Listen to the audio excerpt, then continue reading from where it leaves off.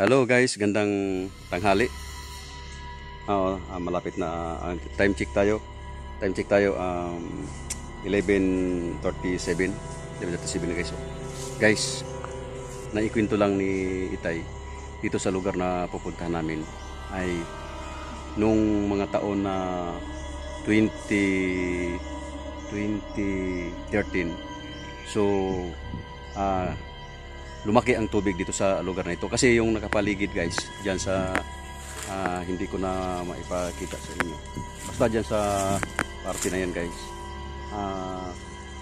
bali nagliter C yung ilog diyan hanggang doon. So dito, ito yung lugar kung saan dito siya pag lumaki ang tubig dito, nagsi-shortcut dito sa lugar na to. So parang liter C ang ano nito, pag ganoon paikot. Tapos ngayon itong parte na yan guys, malalim yan, malalim. So dito nagsi-shortcut, dito sa lugar na to nagsi-shortcut ang tubig guys. So naikwento sa amin ng tatay, kasama ko nga pala yung aking pamangkin si Kapong Arti. So naikwento sa amin na parang may mga misteryoso daw dito, mga nagpaparamdam dito raw na ano yung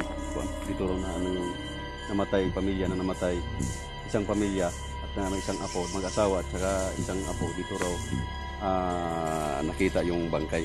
Tara, puntahan natin. Medyo masukal yung lugar, masukal, kaya dandahan natin puntahan. Sabi nga medyo dandahan na natin para hindi raw ma-disturb yung kaluluwa nung yung dito na pulot, dito sumabit yung bangkay nga, yung sinabi natin na yung pamilya na tinutukoy nating pamilya na mag-asawa, tapos may kasamang isang apo na kung saan ang asawa at saka yung apo yun ang namatay, tinangay kung saan tinangay ng baha. Tapos ang natira dun sa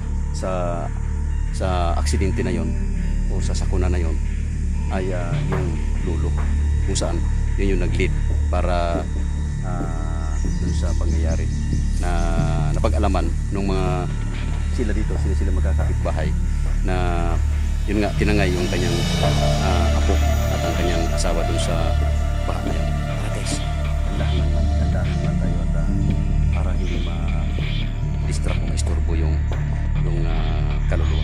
Tara, kapatid.